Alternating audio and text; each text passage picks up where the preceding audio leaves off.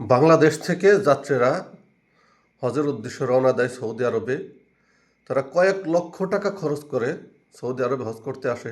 একজন লোকের প্রায় 4 থেকে 5 লক্ষ টাকা চলে যায়। এবং এখানে কিন্তু অবশ্যই কুরবানি করার টাকাটা থাকে। এখানে কুরবানি করার টাকাটা সরাসরি হাজেরা নিজেরা কিনে না, এই টাকাটা গভর্নমেন্টের মাধ্যমেই কিন্তু এদেশে চলে আসে, এদেশের সরকারি ফান্ডে। এবং এই সরকার সেই টাকা দিয়ে এখানে কিন্তু কুরবানি করে থাকে। আর এখানে এতদিন যাবৎ এগুলো ম্যানুয়াল ছিল, শুধু টাকা দিত আর সরকার করত।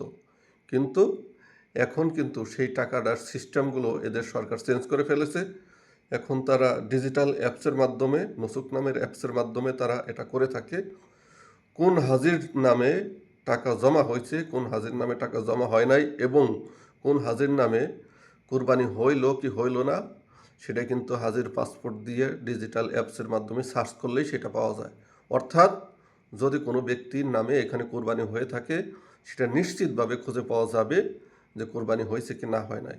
আর বর্তমানে বাংলাদেশ থেকে যত হাজি আসছে, তাদের কোনো লোকেরই হজের টাকা এখানে জমা হয় নাই। এগুলি কিন্তু সকলেই টাকা খেয়ে ফেলছে। অর্থাৎ কী ধরনের মানসিকতার মানুষ থাকলে যে হাজিরা হজ করতে আসছে এবং সেখানে কুরবানির টাকাটাও তারা মেরে খাইছে, আসলে এদের কি শাস্তি হওয়া উচিত? আর এদের বা কি হবে? এরা কি মুসলিম জনগোষ্ঠী না অন্য কিছু? আমার বুঝে আসে না।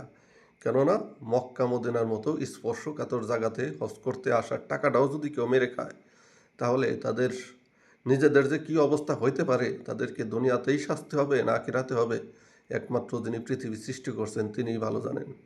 আল্লাহ সবাইকে হেদায়েত দান করুক। ধন্যবাদ সকলকে।